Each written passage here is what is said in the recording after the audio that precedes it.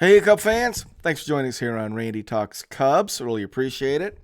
Good news tonight. Cubs take the second game of the series with the Brewers. Final is 6-3 in 10 innings. Ups our record to 28 and 27. Move back to within 3.5 of the Brewers in second place in the division. So we had a 5-run 10th inning that I'm hoping that might give us the jump start that we've been looking for. I don't remember the last time we had an inning where we had multiple runs. It's been so long, I don't even know.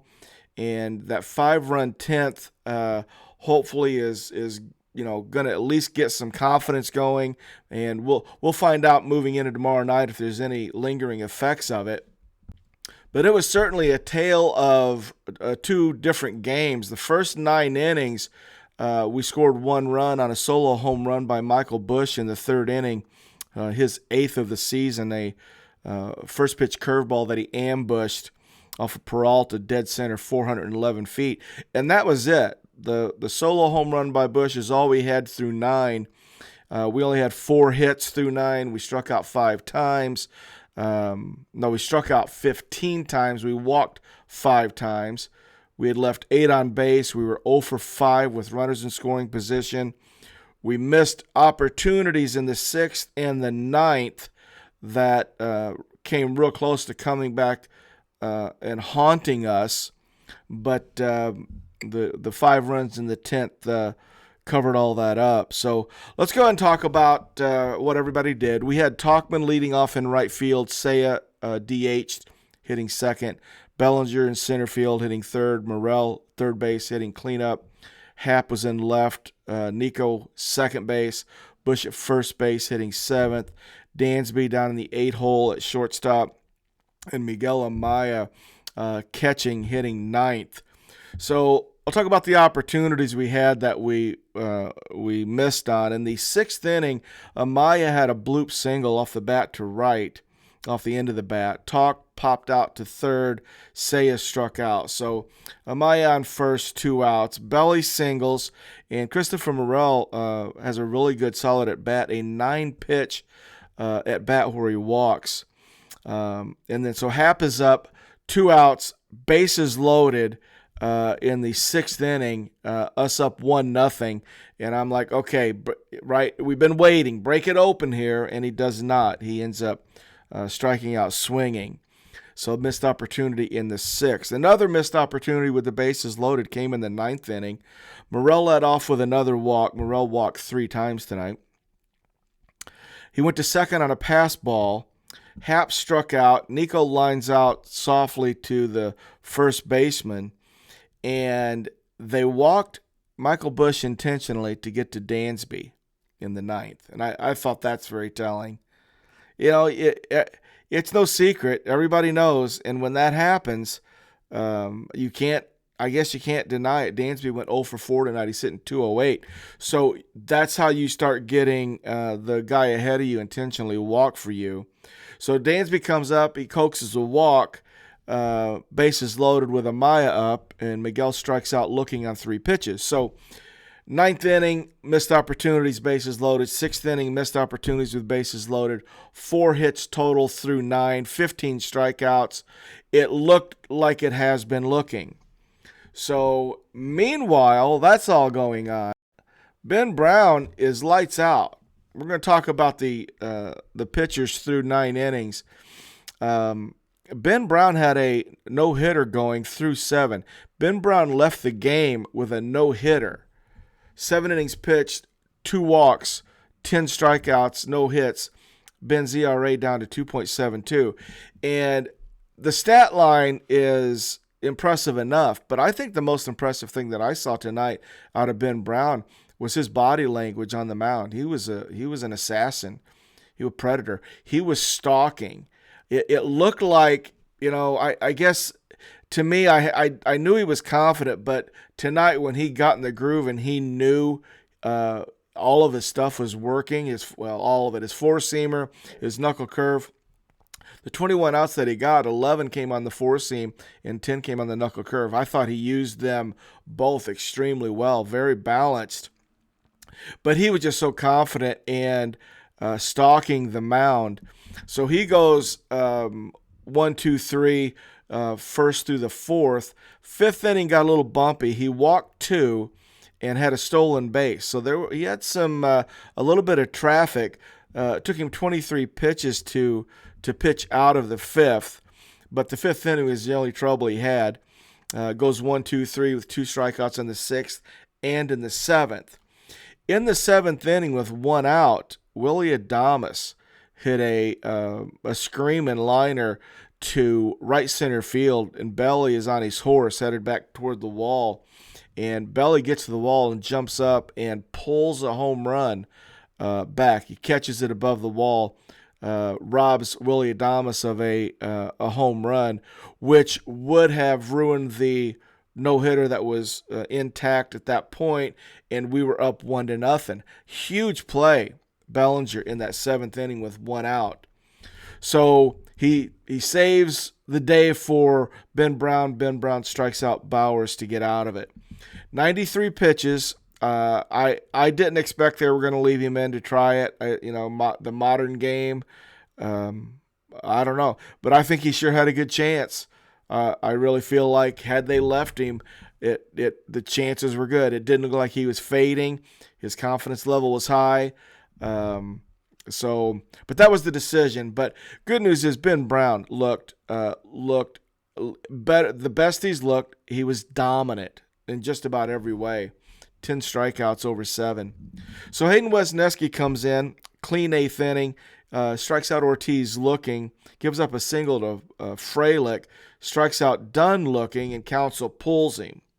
So Hayden goes 2/3 of an inning, gives up the 1 hit, and brings in Mark Leiter Jr. And I got to tell you, when he brought Mark in, I think my mind was he had to do that. We're not in a position where Mark's last 2 outings are going to keep us from using him like we know we need to use him. We need Mark Leiter Jr. So just because he had a couple of bad outings doesn't mean to me that I'm ready to push him down.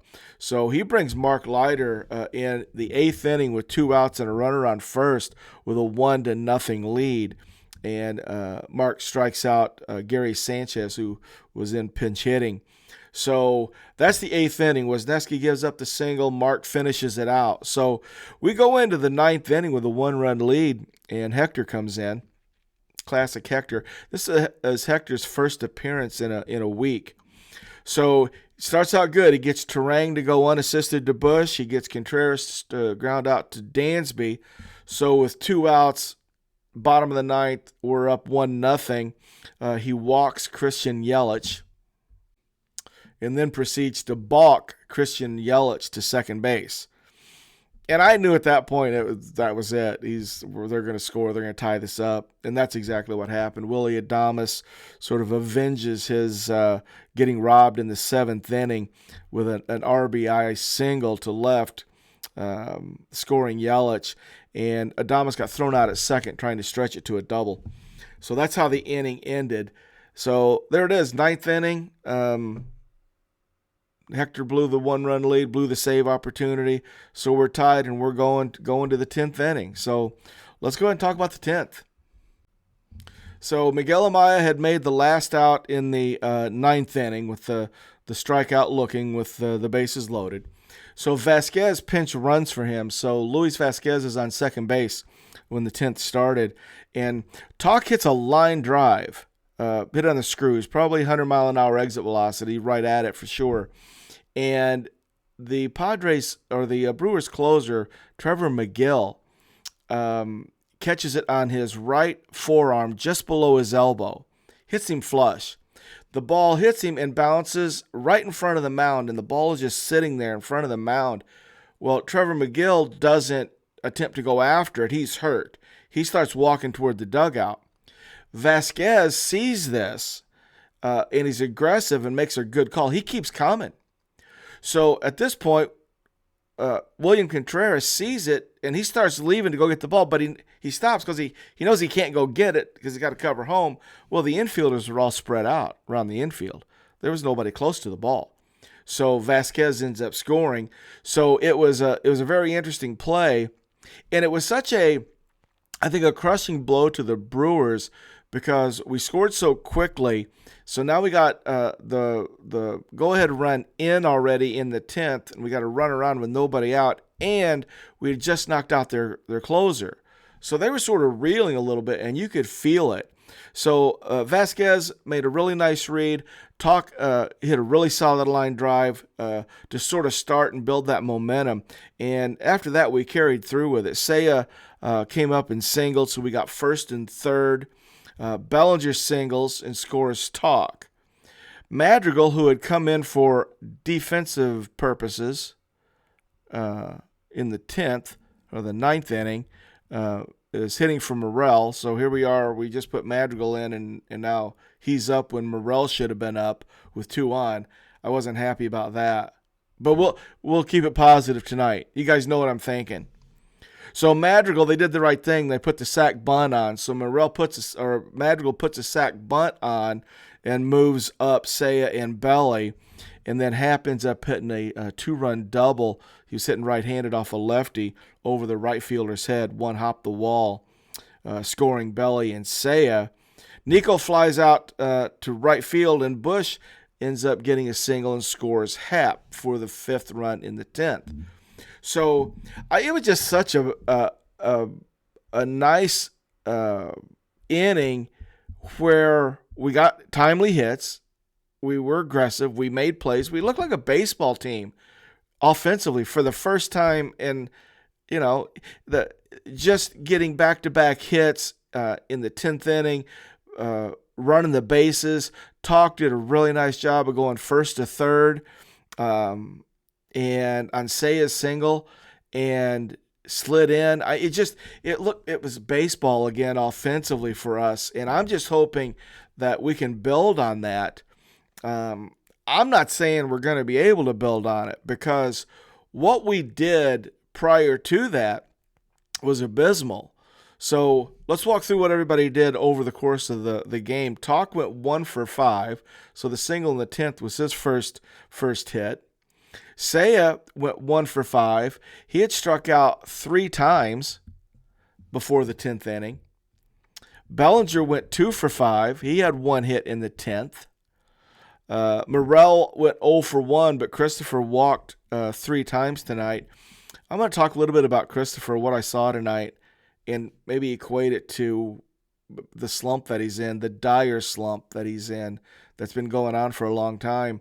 And we talk about what, one of you guys asked me a question about what is my, the anatomy of a slump. And I think there's a lot of things that can start it. One of the things that can start it is an injury, a nagging injury. Christopher Morel's right middle finger that he hurt like a month and a half ago, it was talking to him tonight.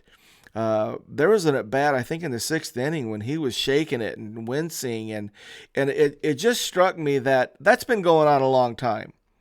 And, okay, it's probably not bad enough for him not to play, but it's certainly annoying. And then I thought, well, you remember the knee that he hurt sliding into second base? Had that. Then he fouled pitches off his toe and got hit on that left big toe. And I just think he's got a lot of paper cuts all over him, that he's not 100%. Not one of those injuries is bad enough for him to come out of the game. But I think he's probably uncomfortable enough that his mechanics has changed just a little bit, and he's gotten off what he does. And then, as you know, one thing leads to the next, and the quicksand happens, and it snowballs on you. Next thing you know, you're a month in a slump. And I think that might be what Morel is dealing with. I don't know, but I just know he had an at-bat today where his hand hurt, and he was struggling with it. So we'll have to keep our eye on that. But he goes 0 for 1, hitting well under 200. Happ goes 1 for 5, so he goes 0 for the leaving runs on base, striking out with the bases loaded in the 6th. Finally gets the double. So those guys performed in the 10th, where all game long they hadn't. So I'm hoping that kickstarts them. Nico went 0 for 5. Bush went 2 for 4, had the homer in the 3rd, the single in the 10th. And Dansby, they're walking guys intentionally to get to Dansby now. Dansby goes 0 for 4 with 3 strikeouts and a walk. He's hitting 208. And you can see it in his eyes too, guys. Dansby's confidence at the plate is shaken. So I don't know. That's something that we have to watch. Miguel Amaya goes 2 for 4. His first single in the 6th was a off the end of the bat bloop, but he hit a solid line drive to left field in the 8th. So he's gotten 3 hits now in the last couple games, and we need Miguel Amaya, and I can tell you why we need him. Because Gomes is done, I think. I don't expect Gomes to all of a sudden get hot. He looks old and lost. But the problem is we don't really have anybody down in Iowa that is ready. Unlike where I think we've got some other position players, probably a pitcher or two, who we think could come in and do it. I don't think we have a catcher that fits the bill. The guys that I looked through it today is like, yeah, not ready.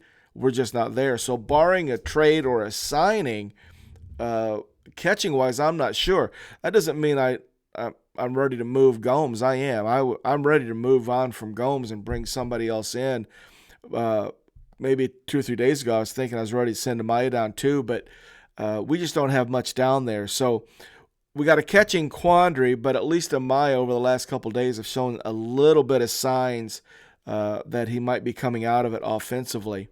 But the bigger picture with that is with PCA being eligible to come back on the 30th, I think that's going to happen immediately because Council is talking about it. Now, here on the RTC, we've been talking about changes needing to be made for a long time, right? And I think that us, the Cub fans, we're emotional. And we're probably knee-jerk and want things done quicker than the brass does, the management does. And I think that's probably good. They can't be like us. I'd be switching things out. I'd get up every morning with a big idea, So they're being patient, and they got real people to deal with, and it's much different for them. But they're now talking about it too. They're saying the things more subtly than we've been saying for quite some time now, which is hard decisions are going to have to be made. Changes are going to have to be made. And I think Craig Counsell mentioned PCA by name, so I fully expect Pete Crow-Armstrong to come up. So we've got guys like Dansby who are big contract guys hitting 208. There's issues, there's trouble. And one of the things that we haven't talked about is if we do bring some peripheral guys up, talking about PCA, and Vasquez is here. I'd love to see Vasquez get some time at shortstop and watch him hit, to be honest. I'd like to see that. Well, otherwise, why did we bring him up? So maybe Brennan Davis, getting some at-bats. Just giving some other guys who have been hot that we think can come in and spark us, I think is necessary. But even if we get that, I think the major problem and the reason that we're all up in arms with the peripheral guys struggling is that our 2, 3, 4 hitters have been awful over the last 3 weeks plus. Let me give you a stat line. Since May 11th, which is the game when Seiya returned from his injured list, and his OPS was upper 8s when he went on that injured list. Since then he can't hit at all. So when Seiya came back from that injured list, through today, before today's game, Seiya, Bellinger, and Morel, our 2, 3, 4, the meat of our order, has gone 29 for 157. That's a 185 average. 31 strikeouts, 14 walks. So we haven't really pinpointed that because there's been other things we've been talking about. But I'm here to tell you, if your 2, 3, 4 are hitting 185, you're probably not winning. We're not slugging. We've hit, coming into tonight, we hit 2 home runs in our last 258 at bats. Guys, we have to slug. If a player, to me, if an offensive player can't slug, I don't think I need them. That's my problem that I have with Madrigal. There's never going to be slug there. Not even close. Less than close. And when your 2, 3, 4 guys aren't slugging, you're not going to win. You're not going to score. So even when we do make these moves, PCA's coming. I'm not sure who they're going to move, but we got some guys coming. But we're still going to have Seiya, Belly, and Morrell 2, 3, 4, right? I don't know. Till those guys go, they got to go. It's on them. I don't see us. Seiya's under contract, big money. Belly's under contract, big money. Morrell, I'm not sure, but I think that's been our problem. The fact that they haven't been getting it done makes everybody else really look bad, and that's kind of where we are. So we'll see what happens. Let's go to the 10th inning. After we get the 5 runs, Luke Little comes in, starts the 10th. He goes 2/3 of an inning, gets Bowers to ground out to Nico. Ortiz walked. Luke was a little wild tonight. Frelick goes 6-3, scoring Bowers. And then Tyson Miller comes in and gets the last out, but not before Miller singles and scores another run. So they get 2 runs on Luke and Tyson Miller in that 10th inning for the final of 6-3. Good news is we got Shota tomorrow. Shota Imanaga scheduled to go for us tomorrow. First pitch at 6:40. And, I expect Shota to hold him down, and we'll see if our offense can figure out a way. I knew Freddie Peralta was going to be tough today, and he was. He just statistically and historically, he's been really good, especially against us. And he was tonight. And, Bush ambushed him with a curveball, and he didn't miss. The curveball was down. Bush went down and got it. So Freddie Peralta was fantastic tonight. And it took Ben Brown holding him down to give us a chance because Freddie wasn't. So with Shota tomorrow, we should at least have a chance. We'll see what happens with this offense moving forward. Still a lot of questions, but 28-27, 3.5 back, 6-3 win tonight. It's all good. Guys, thanks for checking us out here on the RTC. Really appreciate it. We'll talk to you tomorrow night. Go Cubs, go.